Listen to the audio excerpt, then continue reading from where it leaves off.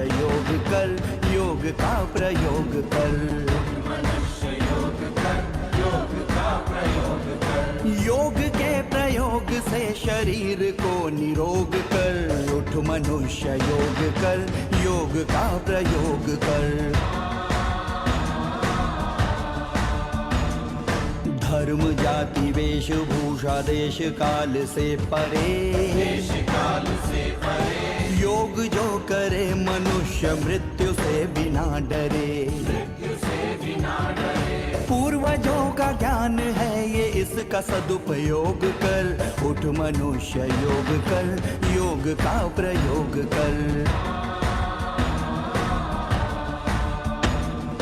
बल मिलेगा आत्मा को, स्वस्थ होगा ये शरीर, स्वस्थ होगा ये शरीर। तीक्ष्ण होगी बुद्धि और मन की भी मिटेगी पीर, मन की भी मिटेगी पीर। विश्वव्यापी चेतना में तू भी सहयोग कर। उठ मनुष्य योग कर, योग का प्रयोग कर। मनुष्य योग कर, योग का प्रयोग कर।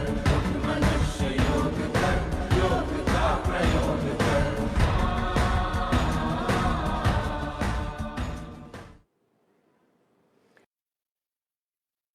है कि मनुष्य उठो और योग करो। शांति स्वास्थ्य शक्ति बुद्धि शौर्य मिले योग से। आदि व्याधि रोग शोक कष्ट मिले योग से। उठ मनुष्य योग कर, योग का प्रयोग कर। मनुष्य योग कर, योग का प्रयोग कर। योग के प्रयोग से शरीर को निरोग कर। उठ मनुष्य योग कर, योग का प्रयोग कर। धर्म जाति वेशभूषा देश काल से परे, देश काल से परे। योग जो करे मनुष्य मृत्यु से बिना डरे, मृत्यु से बिना डरे। पूर्वजों का ज्ञान है ये, इसका सदुपयोग कर।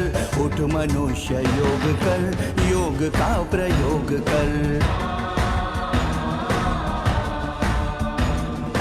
बल मिलेगा आत्मा को, स्वस्थ होगा ये शरीर, स्वस्थ होगा ये शरीर। तीक्ष्ण होगी बुद्धि और मन की भी मिटेगी पीर, मन की भी मिटेगी पीर। विश्वव्यापी चेतना में तू भी सहयोग कर।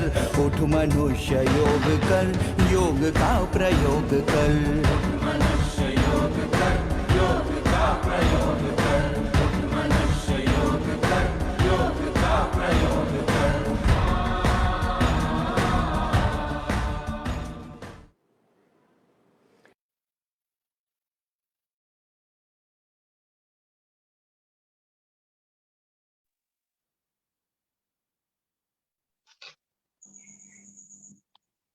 शुरू करें।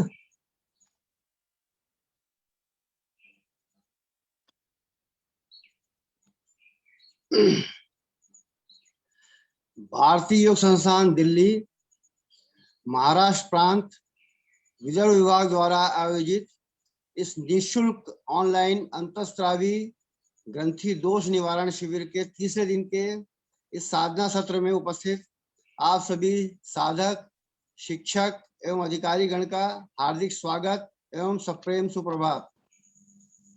साधना सत्र की शुरुआत भजन से करेंगे, जो लेंगे हमारे श्रेयस वर्धमान जिला के साधक श्री भारत भूषण जी पुनियानी। भजन के सुंदर बोल हैं, तूने मुझे दाता बहुत कुछ दिया है, तेरा शुक्रिया है, तेरा शुक्रिया है। श्री भूषण जी पुनियानी। नमस्कार। नमस्कार योगेश्वर।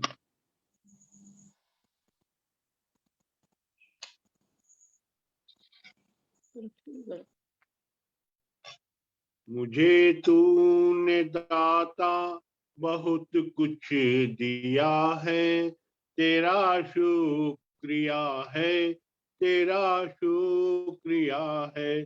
मुझे तूने दाता बहुत कुछ दिया है, तेरा शुक्रिया है, तेरा शुक्रिया है। मुझे तूने भगवन बहुत कुछ दिया है, तेरा शुक्रिया है, तेरा शुक्रिया है। मुझे तूने भगवन बहुत कुछ दिया है, तेरा शुक्रिया है, तेरा शुक्रिया है। न मिलती अगर दी हुई दात तेरी, न मिलती हुई अगर दी हुई दात तेरी, जमाने में क्या थी औकात मेरी। न मिलती अगर दी हुई दात तेरी, जमाने में क्या थी औकात मेरी। मुझे तूने जीने के काबिल किया है, तेरा शुक्रिया है, तेरा शुक्रिया है। मुझे तूने जीने के काबिल किया है, तेरा शुक्रिया है, तेरा शुक्रिया है। दिया कुछ नहीं है, शर्मसार हूँ मैं, तेरी रहमतों की तलबगार हूँ मैं। दिया कुछ नहीं है, शर्मसार हूँ मैं, तेरी रहमतों की तलबगार हूँ मैं। दिया कुछ नहीं, बस लिया ही दिया है, तेरा शुक्रिया है, तेरा शुक्रिया है। दिया कुछ नहीं, बस लिया ही लिया है, तेरा शुक्रिया है, तेरा शुक्रिया है। तेरी रहमतों का इशारा न होता तो दुनिया में मेरा गुजारा न होता। तेरी रहमतों का इशारा न होता तो दुनिया में मेरा गुजारा न होता। उसे क्या कमी जो तेरा हो गया है, तेरा शुक्रिया है, तेरा शुक्रिया है। उसे क्या कमी जो तेरा हो गया है, तेरा शुक्रिया है, तेरा शुक्रिया है। मुझे तूने दाता बहुत कुछ दिया है, तेरा शुक्रिया है, तेरा शुक्रिया है। धन्यवाद। बहुत ही सुंदर भजन। धन्यवाद। भगवान ने हमें सब कुछ दिया ही दिया है और बगैर मांगे दिया है। तो जो भगवती गुण है वो भी हम में भी आने चाहिए और हम भी अपनी तरफ से समाज को कुछ दें। बहुत ही सुंदर भजन। धन्यवाद श्री भारत भूषण जी पुनियानी। अब मैं हमारे आमंत्रित करता हूं हमारे क्षेत्रीय प्रधान श्री आशीष जी अग्रवाल को, जो इस शिविर के प्रमुख भी है, कि वे इस शिविर से संबंधित आसन, प्राणायाम, ध्यान की साधना करवाएं तथा बाकी सभी साधकों से भी अनुरोध है कि कृपया साधना समाप्ति तक समय पर बराबर रुकें, ताकि इस महत्वपूर्ण शिविर के संपूर्ण लाभ से जरा भी वंचित न रहें। धन्यवाद। श्री आशीष अग्रवाल। सुप्रभात, सभी को नमस्कार। अंतःस्रावी ग्रंथि प्रणाली दोष निवारण शिविर के आज तीसरे दिन के योगाभ्यास की हम शुरुआत करेंगे। शुरुआत हम सूक्ष्म क्रियाओं के अभ्यास से करते हैं। आज के योगाभ्यास में हम कुछ नए आसनों का भी समावेश करेंगे। आज की सूक्ष्म क्रियाओं में हम कमर के सूक्ष्म क्रियाओं का अभ्यास लेंगे।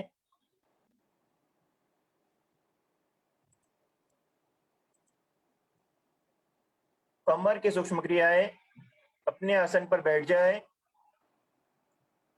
पद्मासन, अर्ध पद्मासन या सुखासन, जिस अवस्था में सुविधा हो उस आसन में बैठे।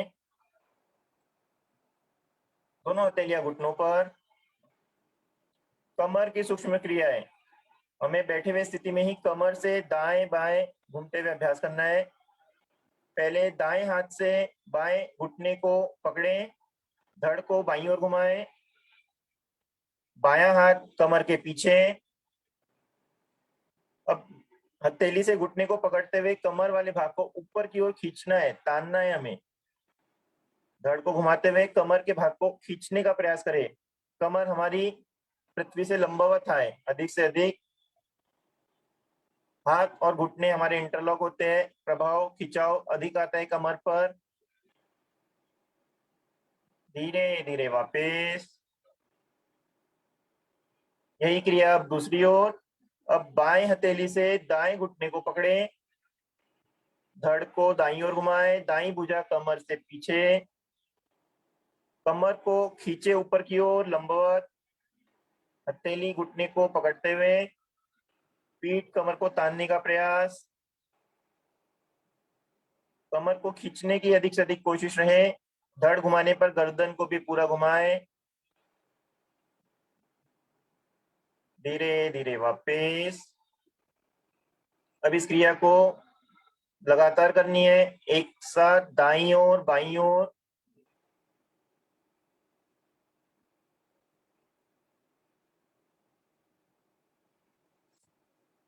कोशिश रहेगी हमारी, हमें कमर को खींचना है, लंबवत खींचने का प्रयास करें। ऊपर की ओर अधिक से अधिक खींचे। कमर के सूक्ष्म क्रियाओं से हमारे पीड़ू के भाग प्रभावित होते हैं। वहां पर स्थित एड्रिनल ग्रंथि जो कि गुर्दों के ऊपर वाले भाग पर स्थित होती है, वह प्रभाव में आती है। पीड़ू के ही अंग, ऐसे तो सभी अंग प्रभावित आते हैं, पर यहाँ हम अंतःस्रावी ग्रंथियों का ही महत्व जानेंगे। अंतःस्रावी ग्रंथि में अग्नाशय हमारी अंतःस्रावी ग्रंथि है। पेनक्रियास वह खींचती है, उसके स्त्राव शरीर में नियंत्रित बनते हैं। पेनक्रियास से हमारे शरीर में इंसुलिन की मात्रा नियंत्रित होती है। धीरे से स्थिर हो जाए। श्वास सामान्य। पद्मासन। एड़ियां पंजे मिलाए, पंजे ताने, हथेलियां घुटनों पर, कमर गर्दन सीधी। दाएं पैर को घुटने से मोड़ते हुए एड़ी नाभि के बाईं ओर पेड़ू पर स्थिर करें। अब बाएं पैर को मोड़े, बाईं एड़ी नाभि के दाईं ओर पेड़ू पर इस प्रकार स्थिर करें कि दोनों एड़ियां निकट से निकट नाभि के दाएं बाएं पेड़ू पर हो। जिन्हें कठिनाई है वे अर्ध पद्मासन अवश्य लगाएं। एक एक पैर से अभ्यास करने पर पूर्ण स्थिति भी आसानी से लगती है। शारीरिक तकलीफ हो तो सुखासन में बैठे। पद्मासन पूर्ण लगने पर कोशिश रहे घुटने भी पृथ्वी पर लगे, कमर गर्दन सीधी, आंखें कोमलता से बंद, हथेलियां ज्ञान मुद्रा में घुटनों पर। या फिर बताया जा रहा है आंखों को हमें कोमलता से ही बंद रखना है। कुछ साधक आंखों को मीचते हुए अधिक दबाव देते हुए बंद करते हैं। अधिक दबाव देने पर हमारा आज्ञा चक्र जो कि भ्रू मध्य में स्थित है वह बंद हो जाता है। यदि हम कोमलता से बंद करते हैं तो हमारे सभी चक्र खुले होते हैं, प्रभाव चक्रों पर जाता है। अंतःस्रावी ग्रंथियां हमारी सभी चक्रों पर ही स्थित है। पद्मासन में मुख्य ध्यान आज्ञा चक्र पर ही है। यहाँ स्थित पीनियल और पिट्यूटरी ग्रंथि पूरी तरह से प्रभावित। इसी अवस्था में गहरे लंबे श्वास का अभ्यास करेंगे। ध्यान श्वासों पर केंद्रित। धीमी गति से श्वासों को अधिक से अधिक बाहर खाली करें।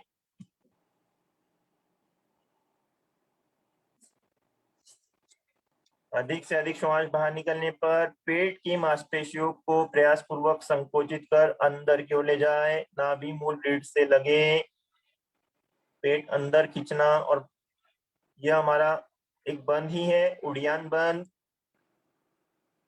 पेट ढीला करते हुए शनै शनै आनंद पूर्वक श्वास को गहरा कंठ तक भरें। पूरा भरने एवं निकालने पर मूलबंद भी लगाने का प्रयास करें। मूलबंद यानी मल निष्कासन केंद्रों का संकोचन। यह एक गहरा लंबा श्वास हुआ। इसी प्रकार से धीमी गति से श्वासों को निकाले व भरे। पूरा निकालने पर पेट का प्रयास पूर्वक संकोचन करें। निश्चित आवृत्तियां दोहराएं।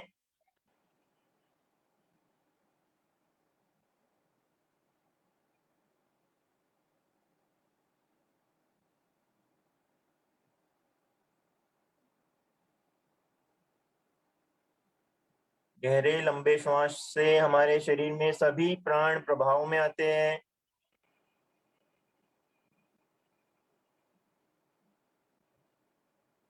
सभी अंतःस्रावित ग्रंथियां नियंत्रित होती है।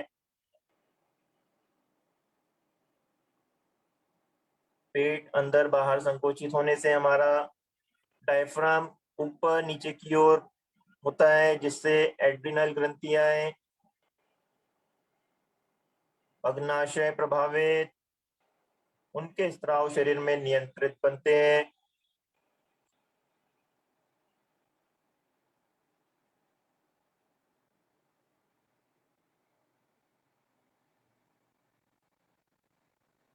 जैसे जैसे हमारा अभ्यास बढ़ता है, लंबा श्वास हमारे कुंभक की अवस्था को बढ़ाने में भी सहयोग करता है।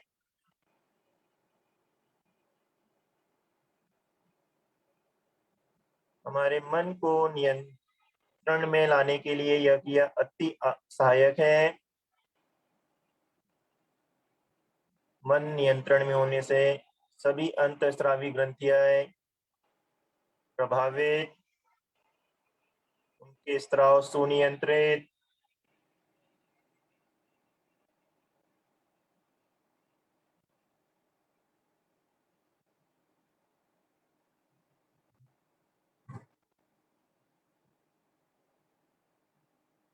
ओम ध्वनि गायत्री मंत्र भावार्थ सहित ओम की ध्वनि 2:1 के अनुपात में उच्चारण हो। पहले 2 भाग में ओ का उच्चारण, अंतिम भाग में म की ध्वनि। इस प्रकार से 3 आवृत्ति। तत्पश्चात गायत्री मंत्र भावार्थ सहित ध्वनि हमारी मधुर, मध्यम व समान एक लय में हो। सामूहिक रूप से अभ्यास। भरे गहरा श्वास।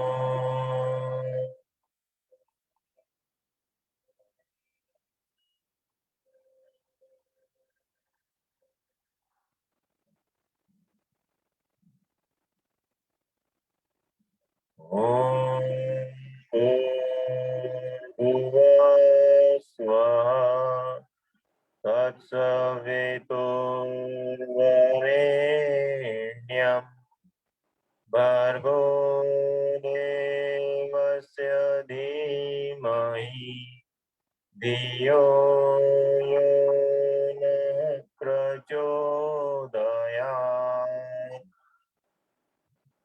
हे प्राण, पवित्रता और आनंद के देने वाले प्रभु, आप सर्वज्ञ और सकल जगत के उत्पादक हैं। हम आपके उस उत्तम पाप विनाशक व ज्ञान स्वरूप तेज का ध्यान करते हैं, जो हमारी बुद्धियों में प्रकाशित रहता है। आप सदैव हमारी बुद्धियों में प्रकाशित रहे और हमें सत्कर्मों की ओर प्रेरित करते रहे। कोमलता से नेत्र खोले, पद्मासन खोले।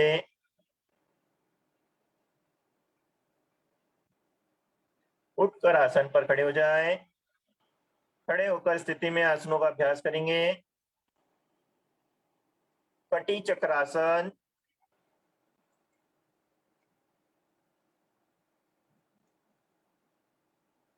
आसन के मध्य में स्थिति बनाए, दोनों पैरों में कंधों जितना फासला, शरीर सीधा, भुजाएं शरीर के साथ।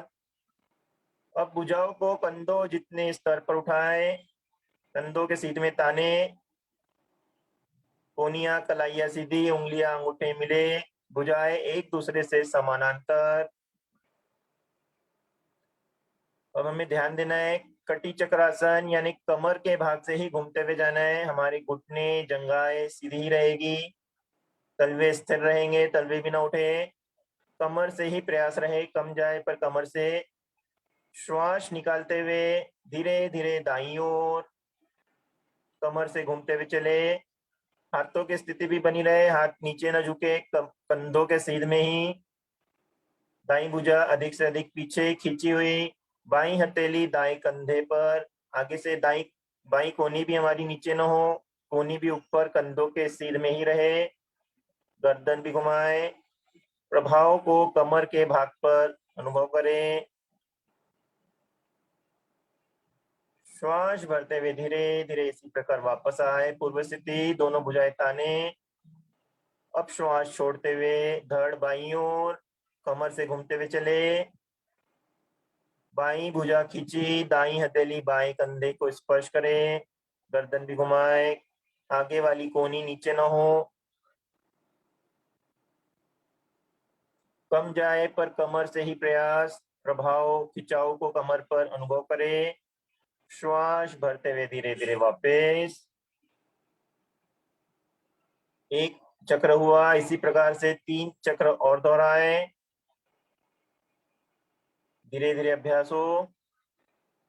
कमर से प्रभाव पड़ने पर हमारे मणिपुर पर पूरा प्रभाव जाता है, वहां स्थित अग्नाशय और एड्रिनल ग्रंथियां हमारी पूरी तरह से प्रभाव में आती है। पेड़ू के अन्य सभी अंगों पर भी प्रभाव पड़ता है, जैसे कि लीवर, अमाशय। और ये हमारा अंतःस्रावी शिविर है, हम अंतःस्रावी ग्रंथियों पर ही ध्यान देंगे। पेनक्रियास ग्रंथि हमारी प्रभावित होने से हमारे शरीर में इंसुलिन का नियंत्रण बढ़ता है, इंसुलिन का स्राव नियंत्रित होता है। इंसुलिन डायबिटीज के रोगों को दूर रखने में सहायक है।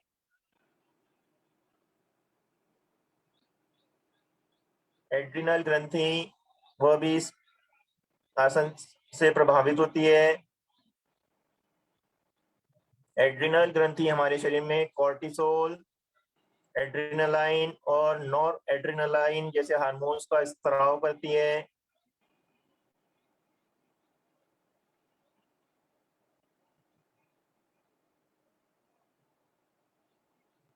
धीरे से वापस, भुजाएं नीचे, श्वास सामान्य।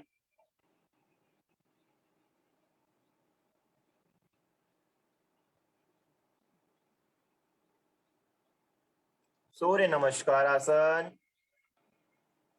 स्थिति बनाए, आसन का 1/3 भाग आगे छोड़ते हुए। सूर्य नमस्कार आसन बहुत महत्वपूर्ण आसन है। इस आसन से हमारे शरीर के 7 चक्र प्रभाव में आते हैं, इसलिए पूरे ध्यान से आसन का अभ्यास रहे। हमारी अंतःस्रावी ग्रंथियां भी चक्रों के पीछे ही स्थित है। सभी अंतःस्रावी 9 ग्रंथियां होती है, सभी 9 की 9 ग्रंथियां इस आसन से प्रभावित होती है। पहली स्थिति प्रणाम आसन, एड़ियां मिली, पंजे खुले, शरीर सीधा, हथेलियां नमस्कार की स्थिति में, अंगूठा मूल छाती मध्य में, चारों उंगलियां मिली पर थोड़ी सी तिरछी आगे की ओर, कोनी से कलाई का भाग हमारा पृथ्वी के समानांतर रहे, कंधे स्वाभाविक, आंखें कोमलता से बंद। फिर से आंखों पर ध्यान, आंखें हमारे नेत्र कोमलता से ही बंद हो, किसी प्रकार का दबाव ना हो। ध्यान भ्रू मध्य आज्ञा चक्र में, मंत्र द्वारा आह्वान करेंगे। ओम सूर्याय नमः।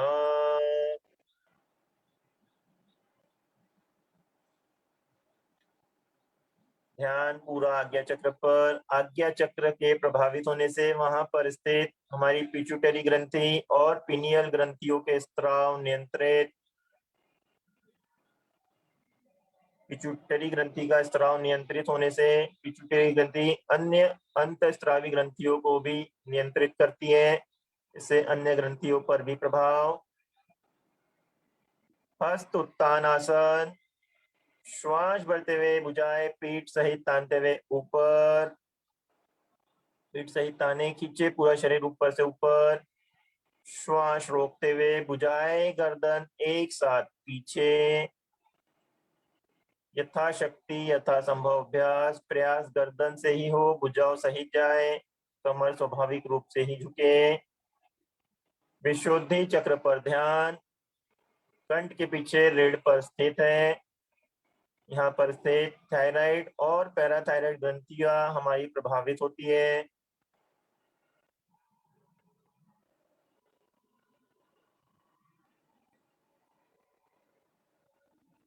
पाद हस्तासन। सर्वाइकल एवं स्लिप डिस्क वाले स्थिति को न करें। श्वास निकालते हुए भुजाएं कानों के साथ ही नीचे, कमर के निचले भाग से झुकते हुए आए। ध्यान रखें घुटने अंत तक न मुड़े, कम जाए पर घुटने सीधे रखते हुए ही अभ्यास हो। हथेलियां पैरों से दाएं बाएं पृथ्वी पर। माथा घुटनों के निकट या घुटनों पर स्पर्श करने का प्रयास। घुटने सीधे। पूरा श्वास खाली कर पेट संकुचित करते हुए कोशिश। ध्यान नाभि के पीछे रीढ़ पर, मणिपुर चक्र के स्थान पर। यहाँ हमारी एड्रिनल ग्रंथि और अग्नाशय ग्रंथि दोनों प्रभावित होती है।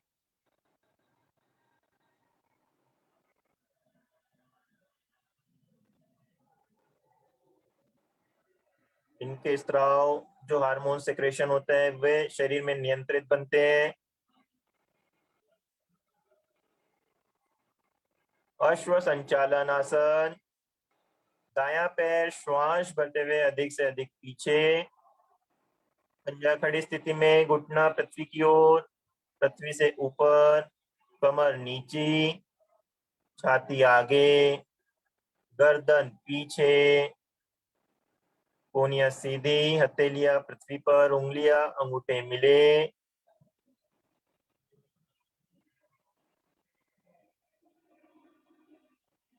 ध्यान का केंद्र स्वादिष्टान चक्र। जननेंद्रियों के पीछे रीढ़ पर, स्वादिष्टान पर स्थित। पुरुषों में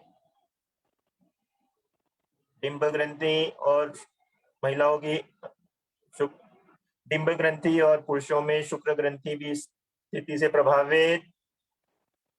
गर्दन भी पीछे की ओर रहे, जिससे थायराइड और पैराथायराइड भी प्रभाव में आते हैं। पेट के अंग एक भाग दबे खींचे। एड्रिनल और पैनक्रियास ग्रंथि भी साथ ही प्रभावित। पर्वतासन। बायां पैर श्वास निकालते हुए पीछे, दोनों पंजे मिलाए, पंजे हथेलियां एक बार अपने पर स्थिर रखें। पूरा श्वास खाली कर ढकेलते हुए शरीर पीछे की ओर, ऊपर पीछे अधिक से अधिक ढकेलना है। ऊपर की ओर जाने से ऊंची पर्वत चोटी बनती है। पीछे ढकेलने से घुटने सीधे रखे, एड़िया पृथ्वी पर, पूरे तलवे पृथ्वी को स्पर्श होते हैं। माथा भी अंदर, ठोडी कंठ को ऊपर। ध्यान सहस्त्रार चक्र पर, ब्रह्मारंध में कपाल पर स्थित। फिर से हमारा कंठ प्रभावित होता है, जिससे थायराइड, पैराथायराइड और छाती के मध्य में स्थित थाइमस ग्रंथि पर प्रभाव। पेड़ों के अंदर की ओर खींचे जाते हैं रुकने पर। एड्रिनल और अग्नाशय प्रभाव में। स्लाइडिंग पोजीशन बनाए, श्वास भरते हुए शरीर आगे, पंजे खड़े, एड़ी से सिर तक शरीर एक सीध में। अष्टांगासन। दोनों घुटने, फिर छाती, फिर माथा आसन पर एक एक कर स्थिति। अन्य शरीर के अंग हमारे आसन पर न लगे, ऊपर उठे रहे। पीछे से एड़ियां मिली, पंजे खड़े, भार हथेलियों पर, कोहनियां शरीर से सटी खड़ी स्थिति में। शरीर में विभिन्न मोड़ पड़ते हैं इस स्थिति में। ध्यान हमारा हृदय के पीछे रीढ़ पर, अनाहत चक्र के स्थान पर, यहाँ पर स्थित थाइमस ग्रंथि हमारी प्रभाव में आती है।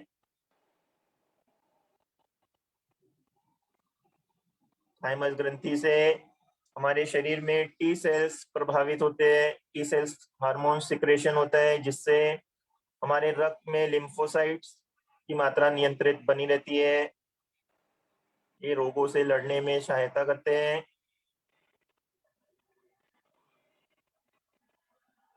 भुजंग आसन, श्वास भरते हुए शरीर आगे की ओर सरकाते हुए, धड़ ऊपर, कोहनियां सीधी। थोड़ा सा प्रयास रहे आगे की ओर ढकेलते हुए आए, पंजे खड़े ही रहे, एड़ियां मिली, कमर नीचे, छाती आगे, गर्दन पीछे। ध्यान का केंद्र मूलाधार, रीढ़ के अंतिम छोर पर, दो उंगल ऊपर की ओर स्थित है। फिर से हमारी गर्दन के मांसपेशियों पर खिंचाव प्रभाव, थायराइड, पैराथायराइड, थाइमस ग्रंथियां है प्रभावित। कमर का भाग नीचे होने से पेड़ों के अंगों पर प्रभाव, एड्रिनल और पेनक्रियाटिक ग्रंथियां भी प्रभाव में। जनेंद्रियों के पीछे हमारी शुक्र ग्रंथि और डिंब ग्रंथि भी प्रभावित।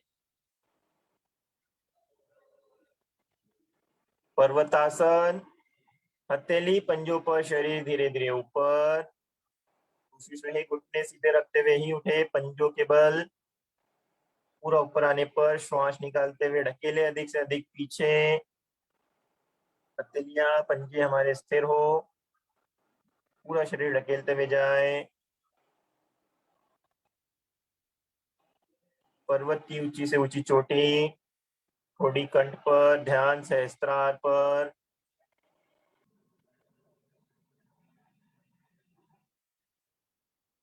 अश्व संचालन, दायां पैर जो पहले पीछे लगे थे वही पैर बगल में लाएं, श्वास भरते हुए हाथों के लाइन में, कमर नीचे, गर्दन ऊपर। एक ही पैर जब आगे और पीछे लाते हैं तो प्रभाव बारी बारी से दोनों भागों पर आता है। अब दाएं भाग पेड़ों के दबते हैं, बायां भाग खिंचाव में, स्वादिष्टान पर ध्यान। हमारी प्रजनन ग्रंथियां स्वादिष्टान के पीछे स्थित व प्रभावित।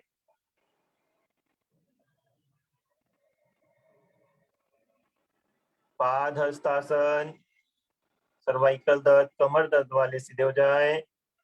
बायां पैर आगे, घुटने सीधे, श्वास निकालते हुए माथा घुटनों की ओर, हथेलियां पैरों के दाएं बाएं पृथ्वी पर। पेट संकुचित करते हुए जाए, माथा अधिक निकट आता है। ध्यान भी पेट नाभि के पीछे ही रीढ़ पर, मणिपुर चक्र पर।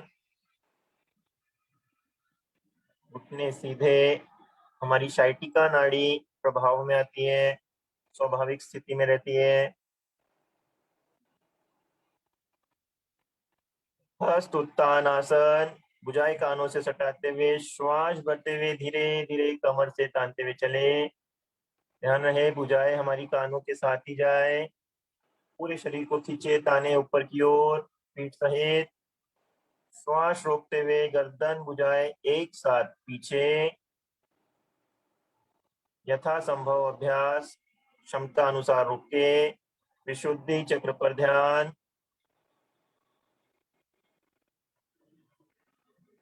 यहीं से हथेलियों को मिलाते हुए श्वास निकालते हुए वापस प्रणामासन। श्वास सामान्य, आज्ञा चक्र पर ध्यान।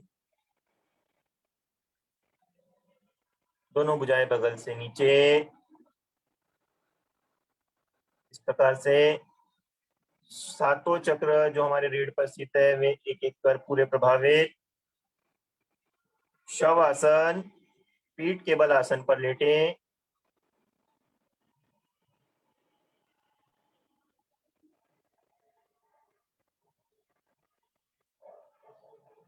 शवासन की स्थिति, एड़ियों में सुविधाजनक अंतर, पंजे दाएं बाएं लेटे, भुजाएं शरीर से हल्की दूरी पर, हथेलियों का रुख ऊपर आकाश की ओर, उंगलियां सीधी ढीली, आंखें कोमलता से बंद। सूर्य नमस्कार आसन का सुंदर अभ्यास किया है। शवासन में मन की आंखों से एक एक चक्रों का मानसिक अवलोकन करें। मूलाधार, स्वाधिष्ठान, मणिपुर और ऊपर अनाहत, अनाहत से ऊपर विशुद्धि, आज्ञा चक्र। फिर सिर की चोटी पर स्थित सहस्त्रार पर ध्यान। यही अभ्यास अब ऊपर से नीचे की ओर दोहराएं। जैसे जैसे हमारा चक्रों पर अभ्यास बढ़ेगा, हमारी अंतःस्रावी ग्रंथियों पर भी हमारा नियंत्रण बढ़ता है।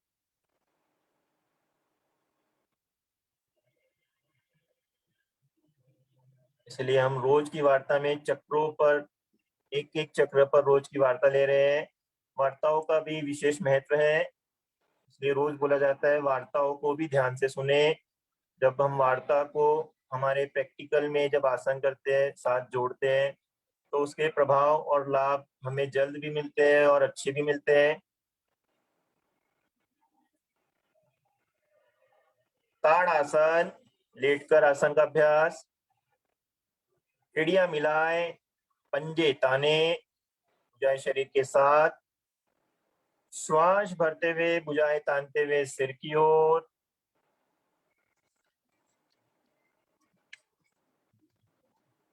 कोनी कलाई, हथेली का पृष्ठभाग पृथ्वी पर खींचा। ध्यान करें भुजाओं का स्पर्श कानों से हो। जब भुजाओं को कानों से खींचकर सटाकर तानते हैं तो धड़ ऊपरी भाग पर खिंचाव पूरा मिलता है, अधिक मिलता है। थाइमस ग्रंथि जो हमारी छाती के मध्य में है वहां तक पूरा प्रभाव। पंजे भी आगे पृथ्वी की ओर खींचे तने रहे। श्वास सामान्य, लेते छोड़ते रहें। ताड़ासन से हमारी समस्त मांसपेशियां भी खिंचाव में आती है। अंतःस्रावी ग्रंथियों के पास की मांसपेशियों पर पूरा प्रभाव खिंचाव आता है, जो अंतःस्रावी ग्रंथियों के सुचारू रूप से कार्यरत रहने में सहयोग करती है।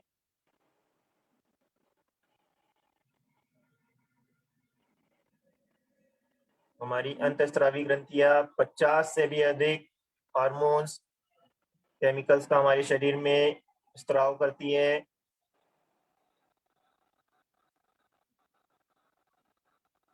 सभी स्त्रावों का नियंत्रण हमारे शरीर में बना रहे, इससे यह हमें आसनों और प्राणायामों से में लाभ मिलता है।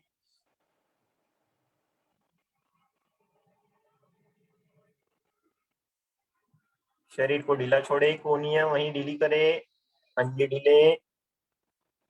एक बार फिर आसन दोहराएंगे। और सामान्य करें। फिर एक बार एड़ियां मिलाए, पंजे ताने, कोहनियों को सीधा करते हुए कानों से सटाए, खींचे अधिक से अधिक ऊपर। पीछे जाए तो भुजाएं भी हमारी कंधों जितनी दूर हो, हथेली आपस में मिले नहीं। खींच कर तान कर शरीर को रोके। जब हम खींचते हैं हमारा कमर का भाग थोड़ा सा ऊपर की ओर उठ जाता है। प्रयास पूर्वक उसे भी पृथ्वी पर स्पर्श कराते हुए स्थिति बनाएं। पेड़ों के अंग अंदर की ओर खींचते हैं। एड्रिनल ग्रंथियां, पेनक्रियाटिक ग्रंथियां प्रभावित।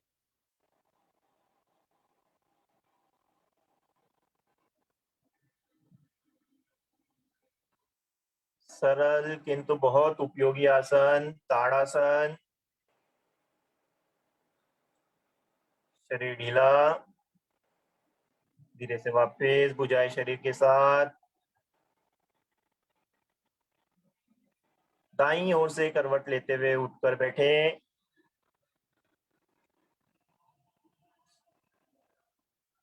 बैठकर स्थिति में आसनों का अभ्यास करेंगे।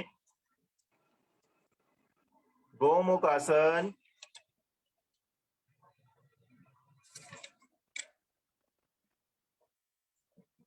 एड़ी पंजे मिलाए, पंजे ताने।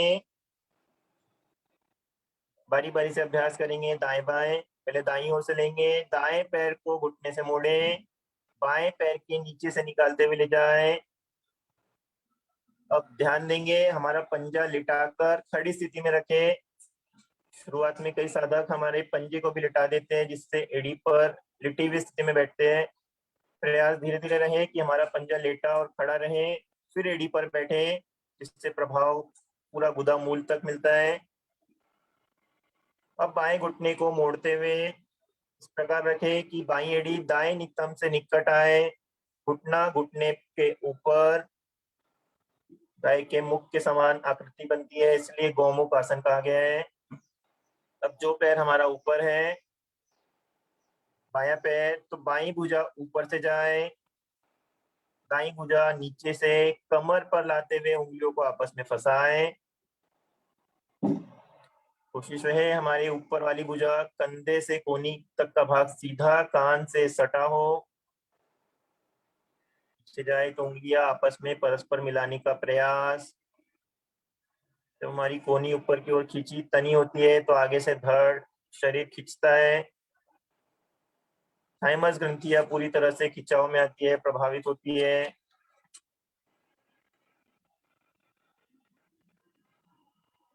गर्दन भी सीधी। थायराइड और पैराथायराइड के पास की ग्रंथियां, उनके पास की मांसपेशियां प्रभावित, उनके स्त्राव नियंत्रित।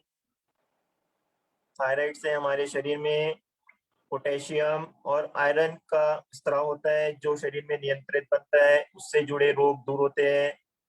पैराथायराइड ग्रंथियां कैल्शियम का स्त्राव करती है, हमारी हड्डियां मजबूत बनती है।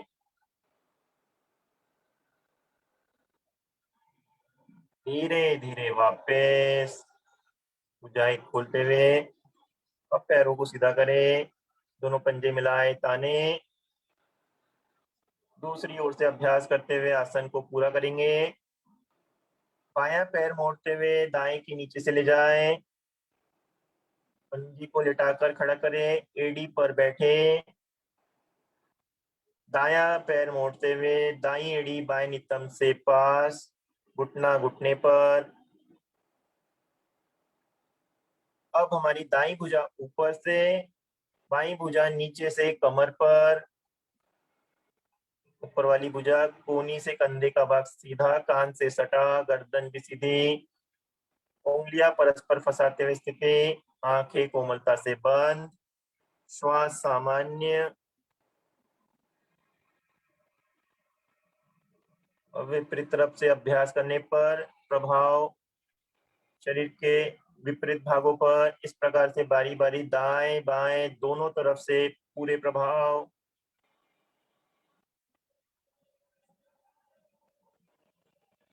थाइमस ग्रंथियां विशेषकर बच्चों में बाल अवस्था में सहयोग करती है, उनके विकास में सहयोगी। युवा अवस्था आने तक यह ग्रंथि विशेष सक्रिय रहती है, अन्य ग्रंथियों को सहयोग करती है, रोग प्रतिरोधक क्षमताओं को बच्चों में बढ़ाती है। थाइमस ग्रंथि का स्थान हमारे छाती के मध्य में, हृदय के ठीक ऊपर की ओर स्थित। धीरे धीरे वापस भुजाएं खोलें, पैरों को सीधा करें, कुछ क्षण विश्राम, पैरों में अंतर, हाथ पीछे, श्वास सामान्य।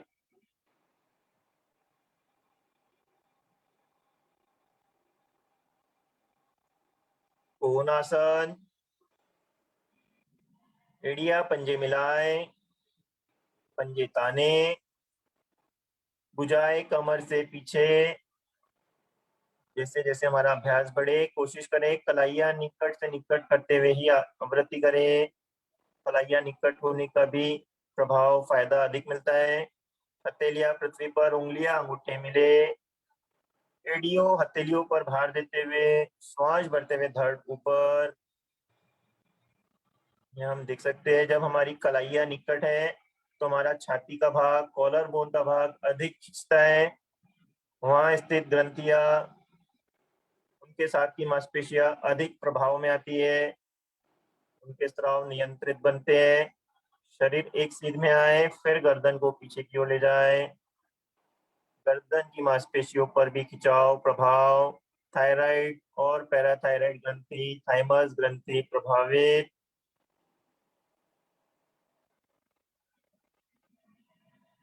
जो साधक अधिक रुक पाते हैं, एक ही बार में अभ्यास करें। कठिनाई है तो 2 बार में वापस आते हुए दोहराएं। जब हम एक बार में अभ्यास करते हैं तो प्रभाव हमारे पेट, पेड़ों के अंगों पर आता है। पेट का आकुंचन होता है इस आसन से, जिससे एड्रिनल ग्रंथि तक हमारा पूरा प्रभाव जाता है। एड्रिनल के स्राव शरीर में नियंत्रित होते हैं। एड्रिनल का स्थान गुर्दों के ऊपर, डायफ्राम के नीचे टोपी नुमा आकार में स्थित है। ये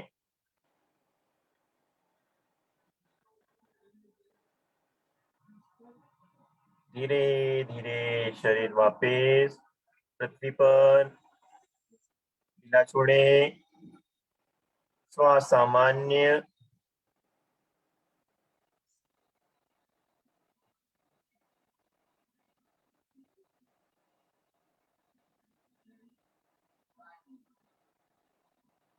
वज्रासन।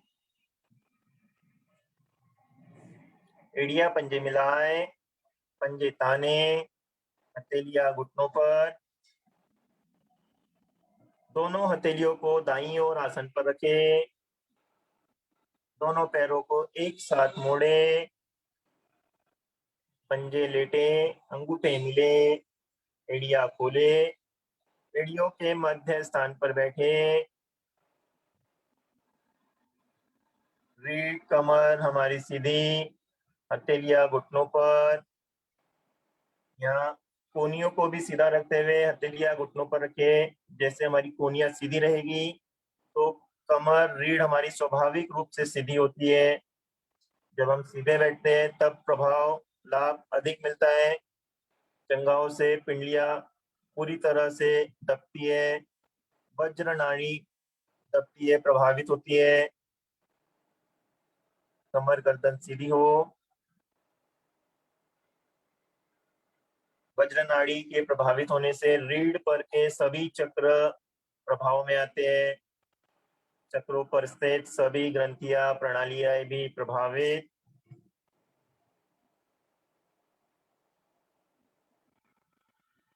वज्रासन यह स्थिरता का आसन है। विश्राम भी होता है इस आसन में। मन शांत एकाग्र बनता है।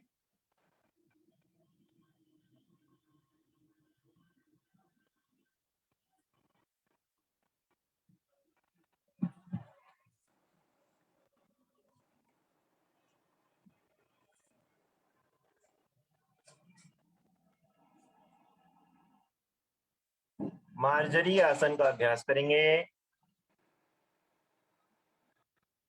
मार्जरी आसन की प्रथम स्थिति वज्रासन ही है। वज्रासन में बैठे हैं। अब घुटने के बल खड़े हो जाएं। घुटनों को कंधों से कम फासला रखते हुए स्थिति बनाएं। धीरे धीरे कमर से आगे की ओर झुकते हुए, हथेलियां पृथ्वी पर। इस प्रकार हम बचपन में घोड़ा बनते हुए बच्चों के साथ खेलते हैं, उस स्थिति में आना है। घुटने और भुजाएं हमारी पृथ्वी से लंबवत हो। घुटने से जंघा का भाग और हथेली कलाई से कंधों का भाग, कोहनियां भी सीधी रखते हुए लंबवत स्थिति बनाएं। पंजे हमारे लेटे, उंगलियों का रुख आगे की ओर। मार्जरी आसन की स्थिति अभ्यास करेंगे। श्वास भरते हुए रीढ़ को नीचे की ओर और गर्दन को पीछे की ओर झुकाएं। रीढ़ का भाग हमारा नीचे की ओर झुकेगा, गर्दन पीछे की ओर। धनुष के समान आकृति बनती है रीढ़ की। आंतरिक कुंभक लगाते हुए रुके, श्वासों को रोकते हुए रुकना है।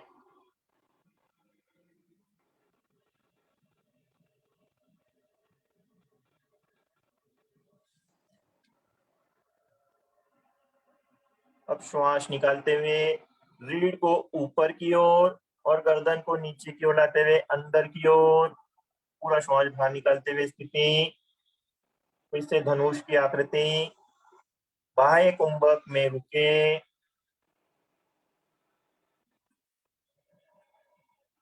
इस आसन से हमारे रीढ़ के सभी दोष दूर होते हैं।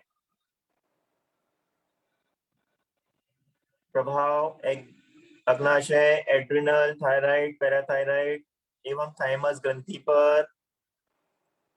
एक आवृत्ति हुई, इसी प्रकार 2 से 3 आवृत्तियां दोहराएंगे। श्वास भरते हुए फिर एक बार रीढ़ नीचे की ओर, गर्दन पीछे की ओर, धनुष की आकृति दे, आंतरिक कुंभक करे, रुके।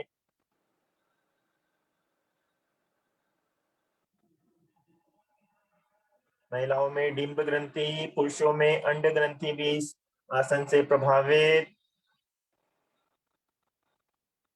श्वास निकालते हुए रीढ़ ऊपर की ओर, गर्दन नीचे अंदर की ओर, थोड़ी कंठ पर लग जाए। बाह्य कुंभक रुके। स्थिति में पेट वाले भाग को भी संकोचित करें अंदर की ओर।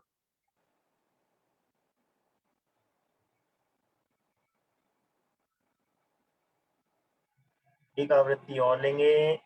श्वास भरते हुए रीढ़ नीचे, गर्दन ऊपर पीछे की ओर।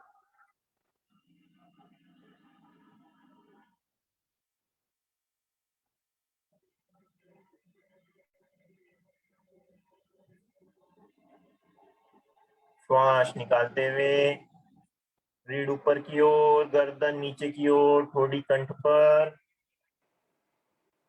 इस आसन से अन्य लाभ भी मिलते हैं। महिलाओं में मासिक धर्म की अनियमितताएं ठीक होती है। प्रजनन अंग प्रभाव में आते हैं। हथेलियों पर भार होने से कंधों का भाग प्रभावित।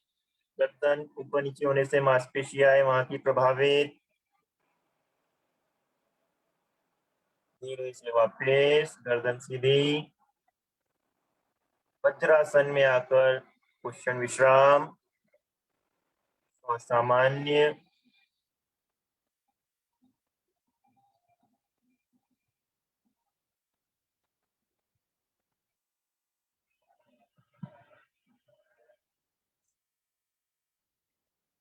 व्याघ्रासन का अभ्यास। व्याघ्रासन की प्रथम स्थिति मार्जरी आसन। फिर से घुटनों के बल खड़े हो जाएं। हाथों को आगे लाते हुए मार्जरी आसन की स्थिति। हमारे जंघाएं और भुजाएं पृथ्वी से लंबवत रहे।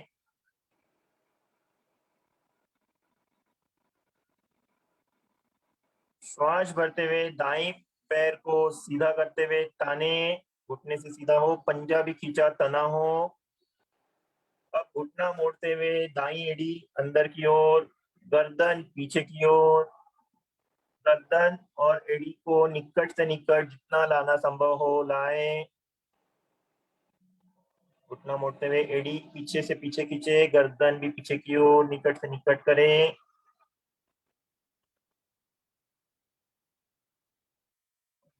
धनुष के समान आकृति बनती है। आंतरिक कुंभक लगाए, रुके।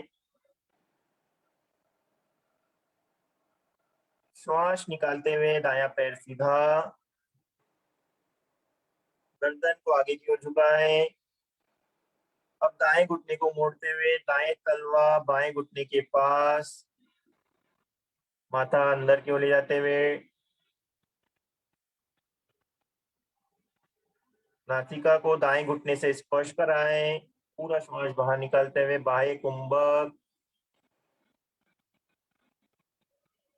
दाई जंघा से हमारा पेट वाला भाग दबता है।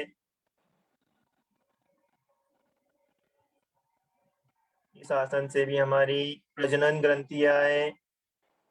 गर्दन ऊपर नीचे खिंचाव में आने से थायराइड पैराथायराइड ग्रंथियां है। छाती के भाग पर भी प्रभाव, थाइमस ग्रंथि पर भी प्रभाव। धीरे से वापस दायां पैर पूर्व स्थिति में, गर्दन सीधी। इसी अभ्यास को दूसरी ओर से दोहराएंगे।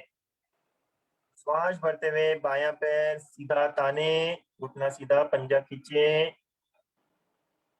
घुटना मोड़ते हुए एड़ी और गर्दन पीछे की ओर ले जाते हुए नजदीक से नजदीक लाने का प्रयास। बहुत सुंदर स्थिति। धनुष के समान आकृति, आंतरिक कुंभक। गर्दन की मांसपेशियों का खिंचाव हमारा पीछे की ओर है। थायराइड पैराथायराइड ग्रंथियां, उनके साथ की मांसपेशियां प्रभाव में।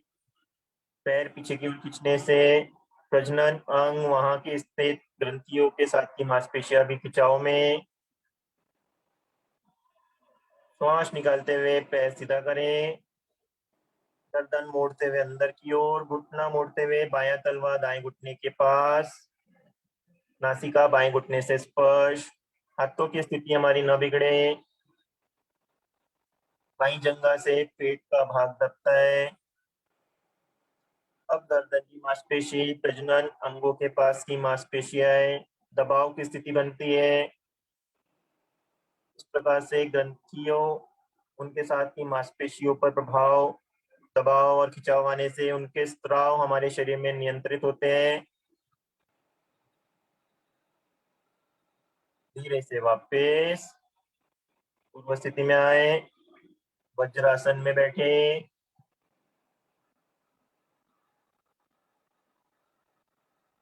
दाईं ओर से शिथिलासन, पीठ के बना जाए। दायां कान पृथ्वी पर, दाईं भुजा दायां पैर सीधा, बाईं भुजा बायां पैर मोड़ी स्थिति में। बाईं एड़ी का स्पर्श दाएं घुटने से, बाईं हथेली चेहरे से भुजबल्ली जितनी दूरी पर।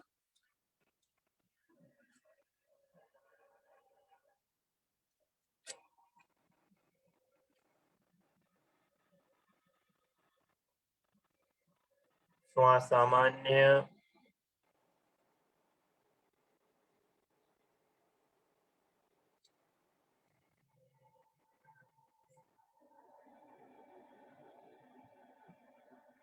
पेट के बल आसन अभ्यास करेंगे। त्रियक भुजंगासन। शरीर को सीधा करें, पेट के बल, पंजे मिले, पंजे। त्रियक भुजंगासन है, पंजों को खड़ी स्थिति में ले आए। 2 दिन हमने पहले भुजंगासन का अभ्यास किया था, आज हम त्रियक भुजंग करेंगे। हाथों की स्थिति बनाए, हथेलियों को कंधों के दाएं बाएं पृथ्वी पर रखें। भुजंगासन में ठोड़ी के दाएं बाएं रहती है। इस स्थिति में थोड़ी सी हथेलियां पीछे, जिससे धड़ ऊपर उठाने में सहयोग रहेगा। माथा पृथ्वी पर। श्वास भरते हुए कोहनियां सीधी करते हुए धड़ ऊपर। कोहनियों को पूरा सीधा करना है। त्रियक भुजंग। कमर नीची रहे, घुटने पृथ्वी पर, पीछे से पंजे खड़े, एड़ियां मिली, गर्दन भी पीछे की ओर।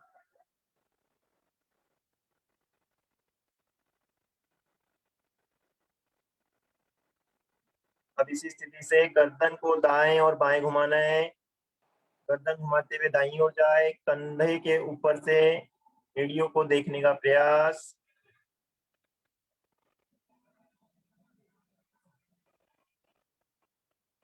धीरे धीरे वापस गर्दन को बाईं ओर घुमाए, बाएं कंधे के ऊपर से एड़ियों को देखें। एड्रिनल प्रजनन ग्रंथियां, गर्दन की मूवमेंट से थायराइड पैराथायराइड ग्रंथियां हमारी प्रभावित। पूर्व स्थिति, एक आवृत्ति और दोहराएं।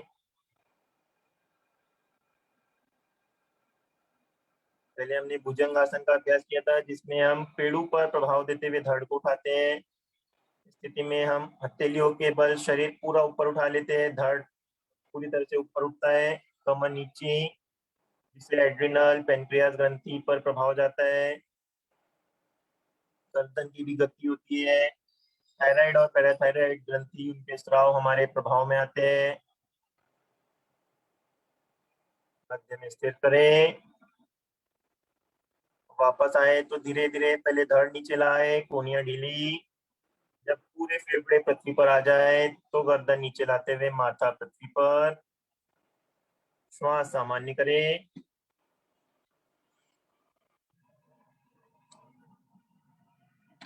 दाईं ओर से लेटकर दाईं ओर से करवट लेते हुए पीठ के बल आ जाए, पीठ के बल विश्राम करें।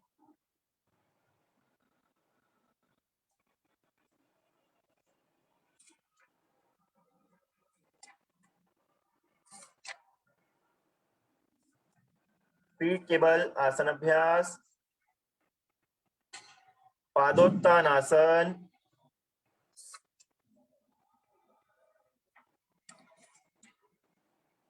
एड़िया पंजे मिलाए, पंजे ताने। पादोत्तानासन। सर्वप्रथम ताड़ासन की स्थिति बनाए।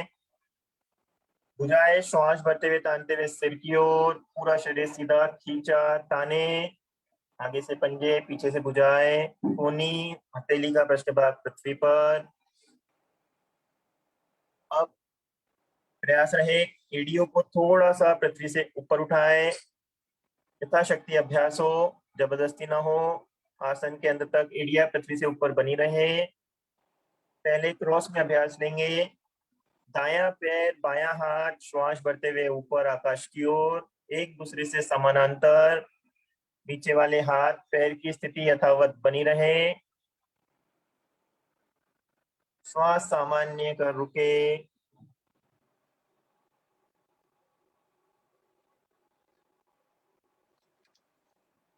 नाभि उसके आसपास के भाग पर पूरा प्रभाव।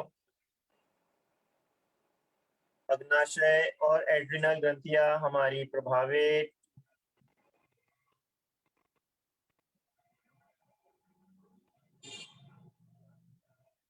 धीरे धीरे वापस पूर्व स्थिति में लाए। दोनों एड़ियां मिलाए, ताने, पंजे ताने। दूसरी ओर से अभ्यास। अब बायां पैर दायां हाथ आकाश की ओर, एक दूसरे से समानांतर। हमारा घुटना सीधा हो, पंजा तना रहे खींचे ऊपर की ओर, कोहनियां भी सीधी, उंगलियां अंगूठे मिले। नीचे वाले पैर हाथ की स्थिति यथावत।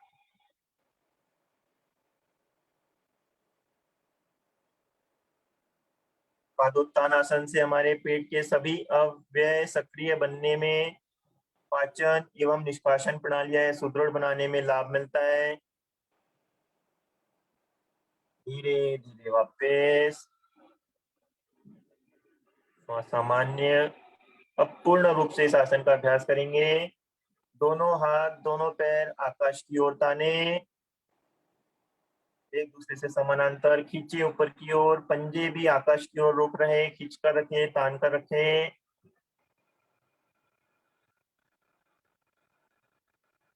नाभि के आसपास का अतिरिक्त जमा मल उखड़ता है।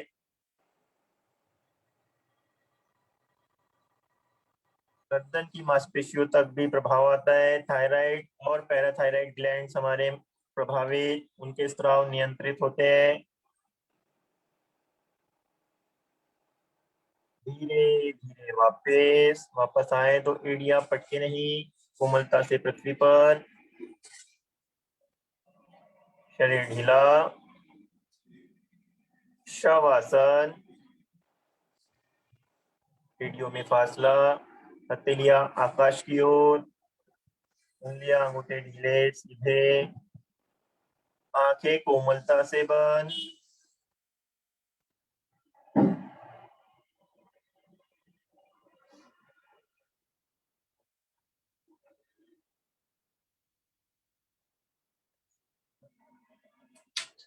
ध्यान आज के किए हुए सभी आसनों पर, उनसे हुए प्रभाव पर।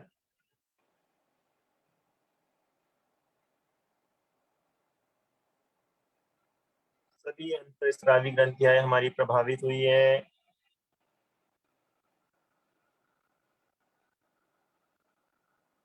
ग्रंथियों का स्त्राव यदि बढ़ जाए या घट जाए तो उनके दुष्प्रभाव शरीर में आते हैं। आसनों के अभ्यास द्वारा हम उनके स्त्राव को नियंत्रित कर पाते हैं। 9 अंतःस्रावी ग्रंथियां हैं हमारे शरीर में। 50 से भी अधिक हार्मोन्स केमिकल्स का स्त्राव होता है इनके द्वारा।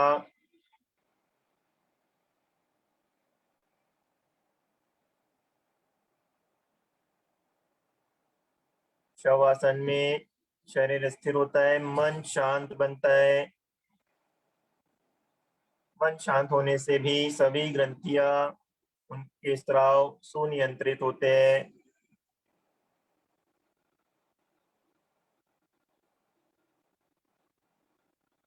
शवासन का भी सुंदर प्रभाव अंतःस्रावी ग्रंथियों पर।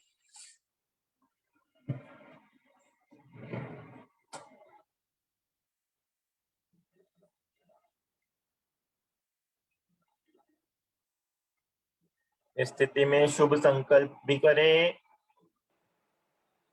दिन भर में 24 घंटे में से कम 1 घंटा हम अपने लिए, हमारे शारीरिक आध्यात्मिक विकास के लिए दें। नियमित रोज योग साधना से जुड़े।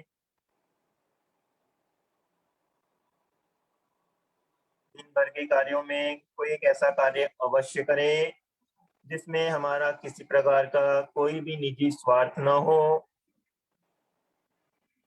रात में सोने से पहले आत्मचिंतन अवश्य करें।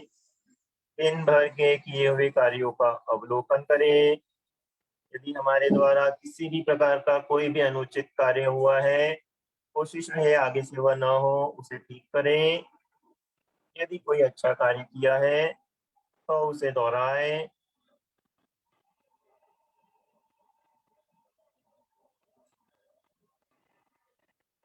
दाईं ओर से करवट लेते हुए उठकर बैठे। सिंहासन, पद्मासन लगाएं। जिनसे पद्मासन संभव न हो या घुटनों में अधिक दर्द हो, वे पैरों को पीछे फैलाते हुए अभ्यास करें। भुजंगासन की स्थिति में हाथों को आगे लाते हुए कलाइयां मिलाएं। हाथ आगे से आगे आए जिससे कमर का भाग हमारा नीचे हो। कमर नीचे रखते हुए प्रभाव लाभ अधिक मिलते हैं। उंगलियां घुटनों की ओर, जीवा बाहर, दृष्टि नासाग्र पर। श्वास भरे, मधुर स्वर करते हुए श्वास बाहर निकाले। कोशिश रहे स्वर हमारा मधुर हो, लंबा हो। अंत में पेड़ू का संकोचन। जैसे जैसे अभ्यास बढ़ता है, पेट अंतिम स्थिति में अपने आप अंदर की ओर खींचता है।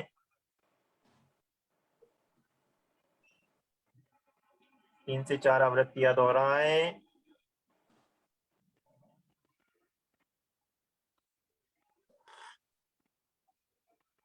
गर्दन की मांसपेशियों पर, वहां स्थित ग्रंथियों पर प्रभाव। जेंद्रियों के पीछे अंगों पर, प्रजनन ग्रंथियों पर भी प्रभाव आता है। शुक्र ग्रंथि प्रभावित। गले की मांसपेशियों पर प्रभाव, स्वर तंत्रिकाओं पर प्रभाव। धीरे धीरे वापस आकर गले की मालिश ऊपर से नीचे, दाएं बाएं एवं मध्य भाग। मालिश करने से हमारे गले की ग्रंथियां प्रभाव में आती है।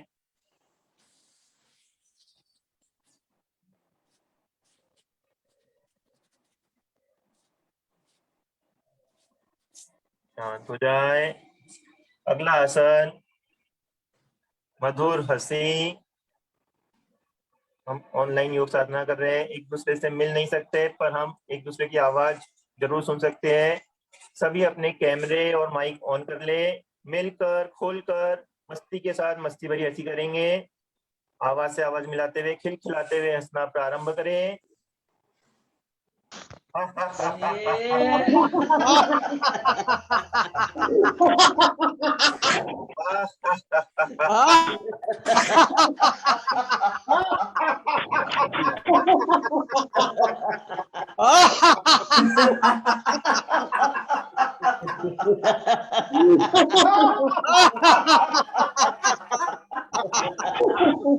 एक बार खुलकर मस्ती से हंसे।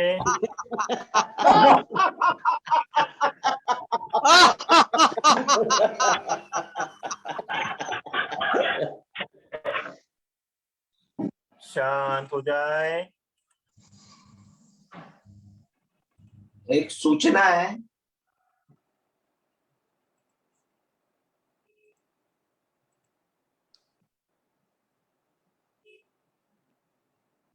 सूचना रविवार के दिन हमारा शिविर का अंतिम दिवस है, तो उस दिन हमने एक जिज्ञासा वर्ग रखा है 6:30 बजे। किसी को कोई अगर प्रश्न होगा अंतरस्रावी ग्रंथि के ऊपर या साधना पक्ष पर या कोई भी प्रश्न होगा, वो प्रश्न मेरे पास में शनिवार तक भेज सकते हैं। मेरा फोन नंबर सब लोग नोट कर लेंगे, 9422805017 9422805017। उस प्रश्न का उत्तर डॉक्टर राजन पटेल आपका पूरा निराकरण कर देंगे। तो इस बात का विशेष ध्यान रखें। अगर किसी को ऐसा लगता होगा कि प्रश्न पूछना है पर नाम नहीं आना चाहिए, तो वो भी पूछ सकते हैं, वो भी भेज सकते हैं, उनका नाम गुप्त रखा जाएगा। इस बात का ध्यान रखें। धन्यवाद।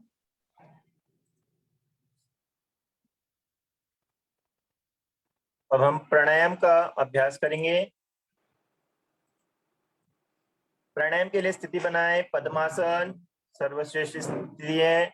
कठिनाई हो तो पहले अर्ध पद्मासन से शुरुआत करें। रोज के अभ्यास से पूर्ण पद्मासन में लाभ मिलता है। शारीरिक तकलीफ हो तो सुखासन या कुर्सी पर बैठते हुए भी कर सकते हैं।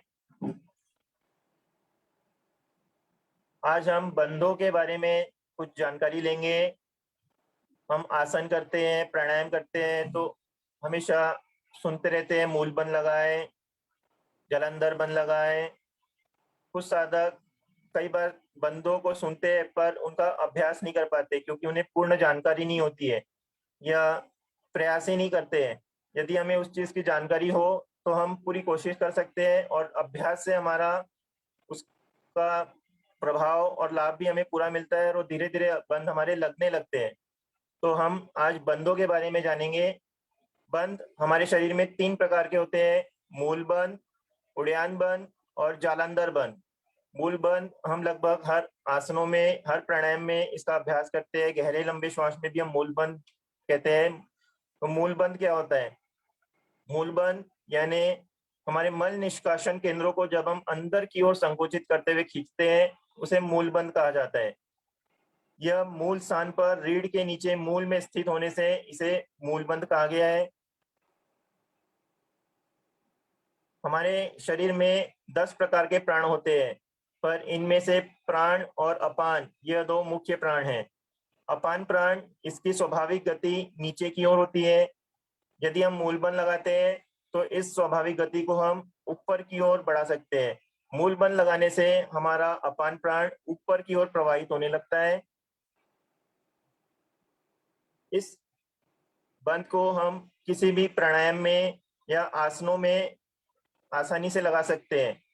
ऐसे तो आसनों के अभ्यास में हम इसे लगाने के लिए कहते हैं, पर अगर हम इसे और भी किसी स्थिति में भी लगा सकते हैं, जैसे हम चलते हुए, बैठे हुए या टीवी देखते हुए किसी भी खाली समय में भी इसका अभ्यास कर सकते हैं। इसका अभ्यास बहुत लाभकारी है। मूल बंध के अभ्यास से हमारे पेड़ों में स्थित सभी अंग सुचारू रूप से क्रियाशील बनते हैं। निष्कासन अंगों की हमारी शिथिलता दूर होती है। आहार नली पर हमारा नियंत्रण बढ़ता है। इसके बाद का बंध है हमारा उड़ियान बंध। जब हम गहरे लंबे श्वास का भी अभ्यास करते हैं तो श्वास पूरा निकालने पर पेड़ू को अंदर की ओर पिचकाते हैं, नाभि को मूल को रीढ़ के निकट से निकट ले जाते हैं। तो नाभि को जब अंदर की ओर खींचते हैं तो यह उड़ियान बंध कहलाता है। श्वास को बाहर निकालकर नाभि मूल को रीढ़ पर लगाना और श्वास भरते हुए भी इस प्रकार हम अभ्यास कर सकते हैं, पर श्वास जब भरते हुए करते हैं तो नाभि थोड़ी ही अंदर की ओर जाती है और जब श्वास बाहर निकालते हुए करते हैं तो नाभि पूरी अंदर की ओर संकोचित होती है। तो ये दोनों स्थितियों में ही यह उड़ियान बंध है। उड़ियान बंध हमारा अग्निसार, कुंजल व नौली क्रिया में सहायक है। इस बंध से हमारे पेट की कमजोर मांसपेशियां, पाचन यंत्र, आंतों के फैलने और सिकुड़ने की क्रिया यह हमारी पुष्ट बनती है। आहार नली के दोष को भी दूर करने में यह बंध सहायक है। तीसरा बंध होता है हमारा जालंधर बंध, जो कि हम कंठ को जब हम छाती से स्पर्श करते हैं या कंठ को दबाते हैं तब लगता है। शुरुआत में अभ्यास हम कंठ को दबाते हुए करते हैं। जैसे जैसे हमारा अभ्यास बढ़ता है तो हम कंठ को संकोचित करते हुए भी इसका अभ्यास कर सकते हैं। हम जैसे जैसे अभ्यास करेंगे हमारे अभ्यास से यह स्थिति आसानी से बनती है। हमारे शरीर में जो मुख्य प्राण है, प्राण और अपान। प्राण का प्रवाह नीचे की ओर होता है। इस प्राणायाम से, इस जालंधर बंध से हम प्राणों को अधिक देर तक रोक पाने की क्षमता हमारी इस बंध से लगती है। जब प्राण नीचे की ओर होता है और हम मूल बंध लगाते हैं तो अपान प्राण की गति ऊपर की ओर होती है। ये दोनों प्राण हमारे नाभि के पास मिलते हैं। यहाँ पर मिलने से यह एक संयुक्त प्राण बनता है और जब इस अवस्था में हम उड़ियान बंध भी साथ में लगा लेते हैं तो यह नाभि दबने से यह संयुक्त प्राण ऊपर की ओर उठने लगता है। तो जब तीनों बंधों को लगाते हुए संयुक्त प्राण को ऊपर ब्रह्मानंद के ओर जब हम बढ़ाते हैं तो यह हमारे शरीर के लिए बहुत लाभकारी स्थिति बनती है। इस प्रकार तीनों बंधों को लगाते हुए त्रिबंध कहा जाता है। मूल बंध, उड़ियान बंध और जालंधर बंध। ये तीनों बंधों को हम कुंभक की अवस्था में लगाते हैं। जब हम बाह्य कुंभक में तीनों बंध लगाते हैं तो बंध हमारे आसानी से भी लगते हैं, पर खोलते हुए हमें ध्यान देना है। जब बाह्य कुंभक से हम बंध खोले तो पहले उड़ियान बंध खोले, फिर जालंधर बंध और फिर मूल बंध। और यही बंध जब हम आंतरिक कुंभक में लगाते हैं तो उड़ियान बंध थोड़ा कम लगता है, पर प्रयास से, अभ्यास से इसकी भी स्थिति बनती है। लेकिन इसमें खोलने में किसी प्रकार का नियम नहीं है, किसी भी बंध को कैसे भी खोल सकते हैं। इस प्रकार हमें जब हम प्राणायाम करें, आसन करें तो बंधों पर भी धीरे धीरे ध्यान बढ़ाना है। बंधों का भी अभ्यास हमारे लिए, हमारे शरीर के लिए सहयोगी है। आंतरिक अंतःस्रावी ग्रंथियां भी इन बंधों के अभ्यास से हमारी पूर्ण रूप से प्रभाव में आती है। प्राणायाम में आज कपाल भाती प्राणायाम का अभ्यास करेंगे। पद्मासन में बैठे हैं, रीढ़ कमर गर्दन सीधी करें, हथेलियों से घुटनों को कसकर पकड़े। इस प्रकार पकड़े कि जब हम प्राणायाम करें हमारे शरीर के अन्य भाग न हिले, कंधे भी हमारे स्वाभाविक हो। कुछ साधक जब कपालभाति करते हैं, शक्ति से फेंकते हैं तो उनके कंधे भी ऊपर नीचे हिलते हैं। तो इसलिए घुटनों को कसकर पकड़ना है, शरीर हमारा स्थिर हो, सिर्फ श्वास, नासिका से श्वास ही शक्ति से बाहर आए, शरीर न हिले, चेहरे की आकृति भी ना बिगड़े, इस बात का ध्यान रखना है। कपालभाति प्राणायाम, श्वास को सबसे पहले बाहर निकालें। अब एक गहरा श्वास भरें, मूल बंद लगा लें, मन निष्कासन केंद्रों को संकुचित कर रोके,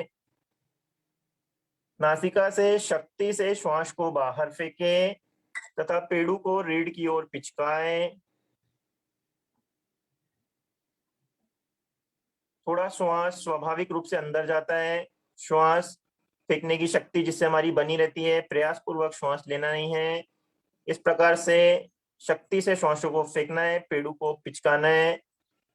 2 आवृत्तियों में थोड़ा सा अंतराल दे जिससे श्वास फेंकने की शक्ति भी बनी रहे।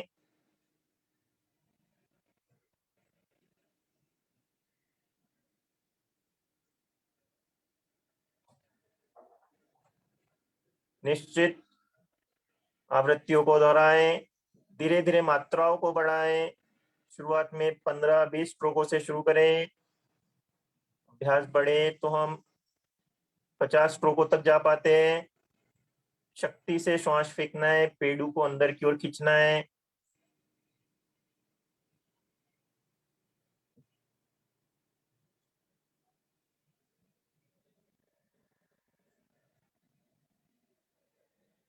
जब हम पेड़ू अंदर की ओर खींचते हैं तो हमारे अग्नाशय और एड्रिनल ग्रंथियां प्रभाव में आती है। श्वास शक्ति से फेंकने से हमारे आज्ञा चक्र पर प्रभाव जाता है। पीनियल पिट्यूटरी ग्लैंड्स हमारे प्रभावित होते हैं। थक जाए तो श्वास सामान्य कर, फिर से एक बार आवृत्ति दोहराएं। श्वास बाहर निकाले, गहरा भरे, दोनों नासिकाओं से शक्ति से श्वास फेंके, पेड़ू को अंदर की ओर पिचकाएं।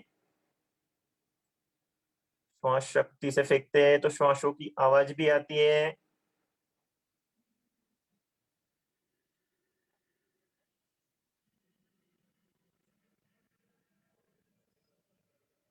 फेफड़े शुद्ध ऑक्सीजन से भरपूर होते हैं। रक्त शोधन क्रिया हमारी तीव्र बनती है। रक्त भ्रमण शरीर में सामान्य बनता है।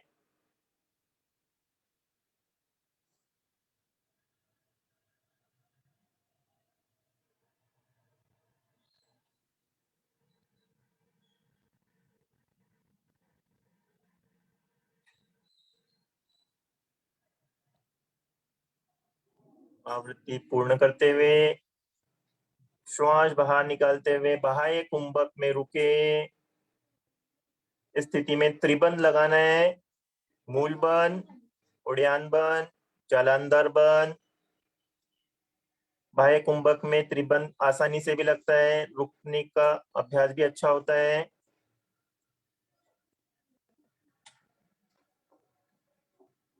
खोलने पर सबसे पहले उड़ान बंद खोले, फिर जालंधर बंद, कंठ की मांसपेशियों को ढीला छोड़े। अब मूल बंद छोड़े खोले। शांत भाव से कुछ क्षण बैठे।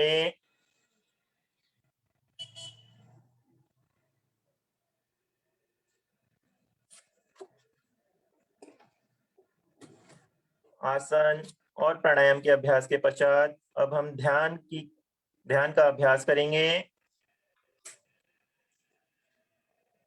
जिस किसी आसन में स्थिति में सुविधा हो उस स्थिति में बैठे। हथेलियां घुटनों पर ज्ञान मुद्रा में, आंखें हमारी कोमलता से ही बंद।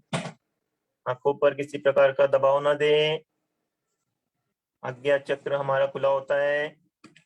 शरीर पूरी क्रिया में स्थिर हो, किसी प्रकार की हिलडुल न हो। शरीर में हिलडुल होने से ध्यान भटकता है। संपूर्ण शरीर का अवलोकन करें, शरीर को शिथिल करें। दोनों नासिकाओं से गहरा और लंबा श्वास भरे, छोड़े। पैर के नख से सिर की चोटी तक अवयवों का अवलोकन करें।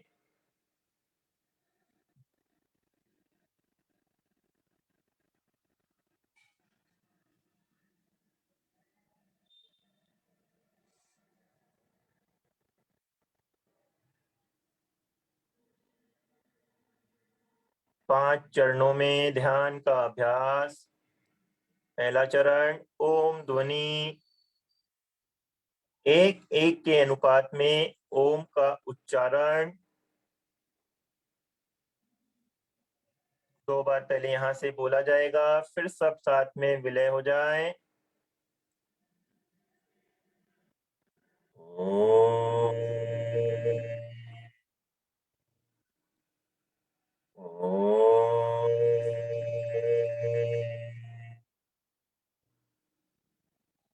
ओम, ओम।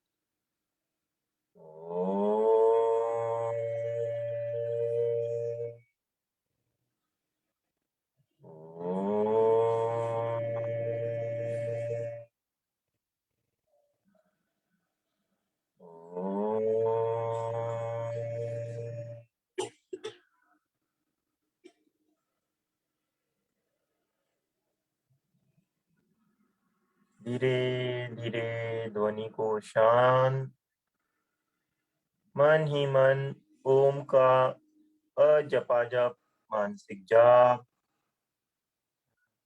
दूसरा चरण,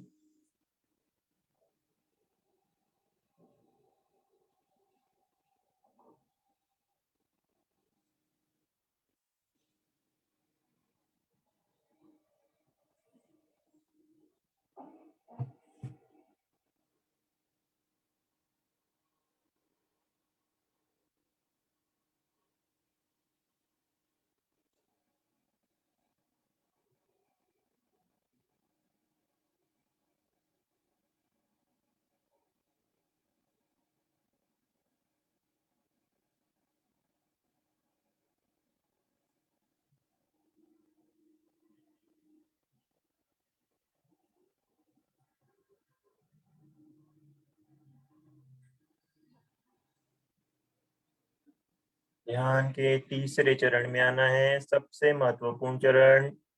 स्वाभाविक श्वास प्रश्वास पर पूरा ध्यान। आती जाती श्वासों को देखना प्रारंभ करें।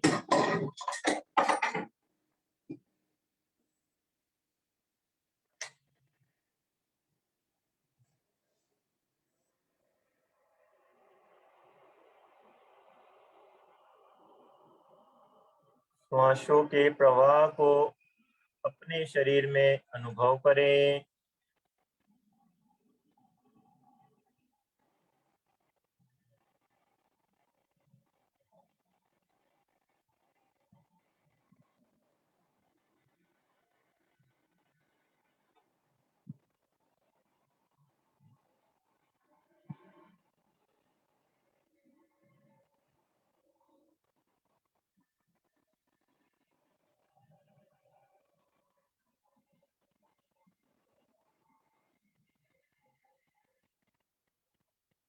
अब चौथे चरण में विचारों पर ध्यान केंद्रित करें। दृष्टा भाव से विचारों को देखें।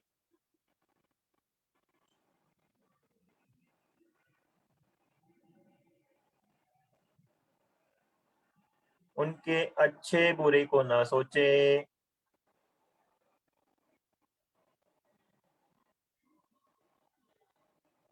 उन्हें देखते जाएं।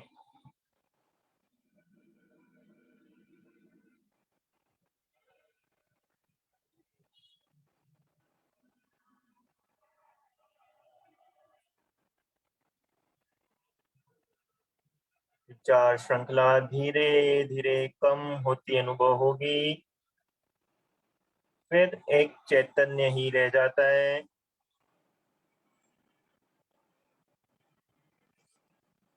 यही हमारा वास्तविक स्वरूप है। इस स्वरूप में स्थिर हो जाएं।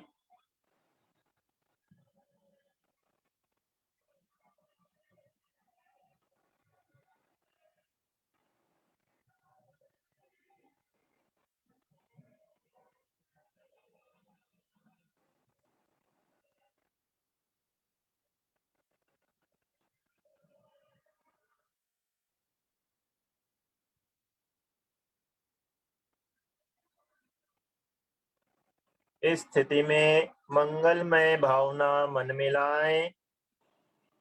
जन सेवा, मानव मात्र का उद्धार आदि को निस्वार्थ भाव से करने की भावना अपने मन में सोचे।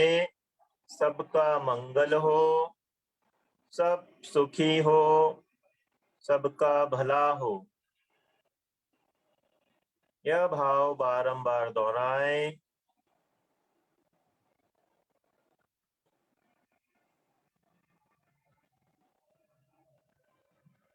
ओम की दीर्घ ध्वनि के साथ ध्यान क्रिया को पूर्ण करें।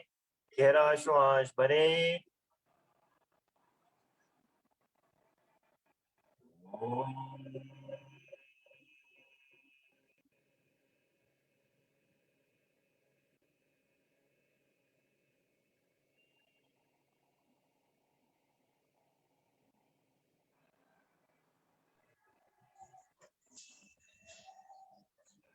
उंगलियां आंखों पर फिरते हुए कोमलता से आंखें खोले।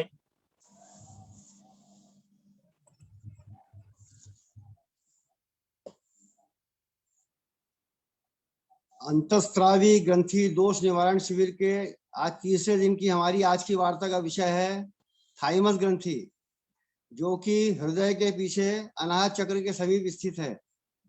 वार्ता लेंगी श्रीमती संजना मिटकरी, क्षेत्र मंत्री वर्धमान जिला नागपुर। श्रीमती संजना मिटकरी।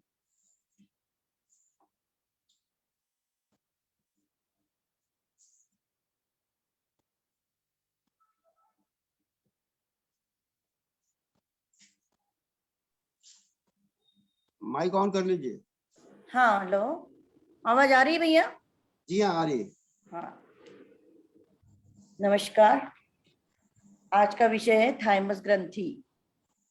हृदय के ऊपर छाती के बीच में छाती की हड्डी, हंसली और गर्दन के मिलने के साथ स्थान के पीछे यह ग्रंथि है।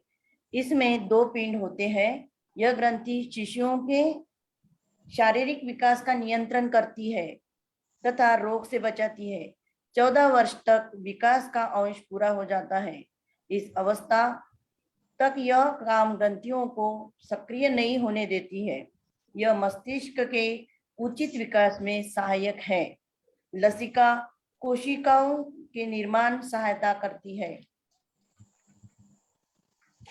शरीर के रक्षा प्रणाली की एक महत्वपूर्ण ग्रंथि है। यौवन आरंभ होते ही इस ग्रंथि का कार्य पूर्ण हो जाता है और वह सिकुड़कर नाम मात्र रह जाती है। थाइमस ग्रंथि को प्रतिरक्षी ग्रंथि भी कहते हैं। इससे थाइमोसिन हार्मोन स्रावित होता है। यह हृदय के समीप पाई जाती है। यह ग्रंथि एंटीबॉडी का स्रवण करती है। इसका प्रभाव लैंगिक परिवर्धन व प्रतिरक्षी तत्वों के लिए परिवर्धन पर पड़ता है।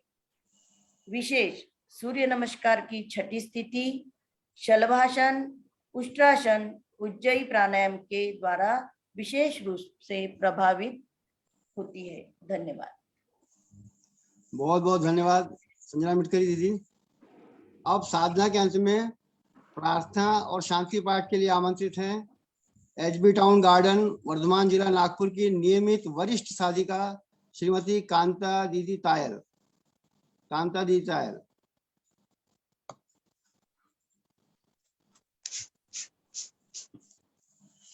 गहरा श्वास भरेंगे, ओम ध्वनि करेंगे।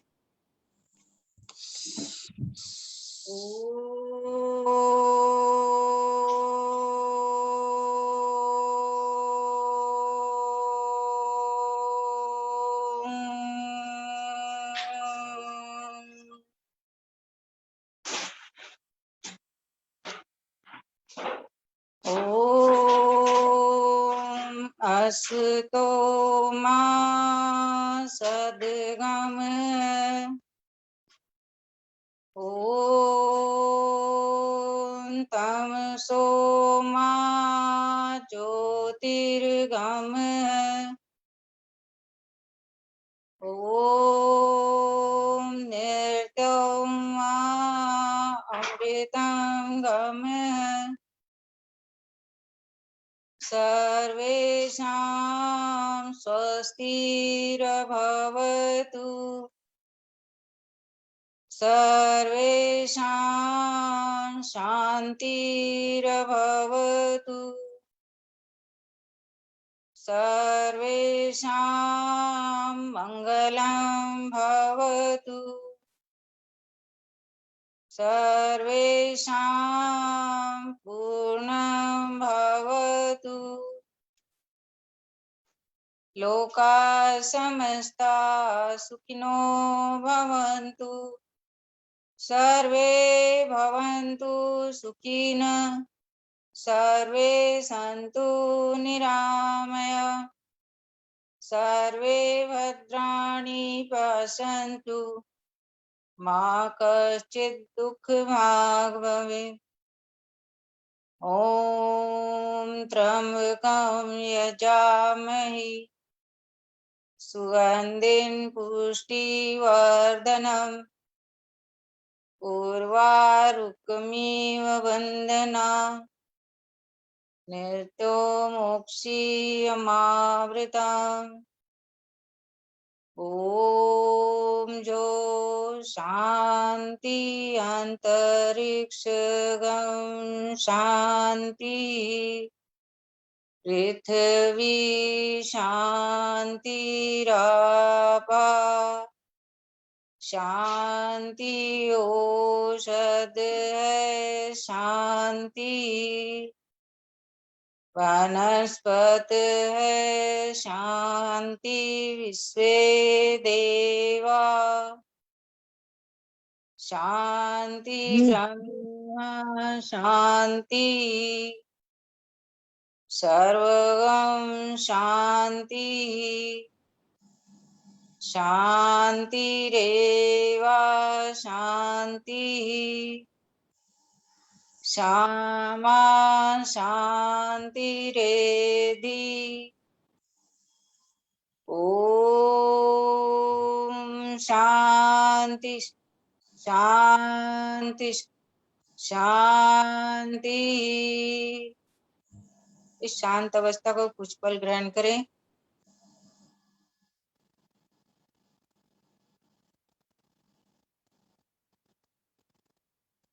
दोनों हथेलियों का घर्षण करें, ऊर्जा उत्पन्न करें।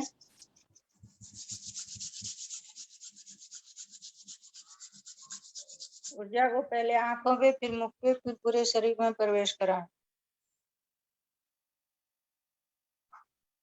जय श्री कृष्ण। आज डेमो में श्रीमती निशा जी शर्मा, बहुत सुंदर डेमो का प्रदर्शन रहा।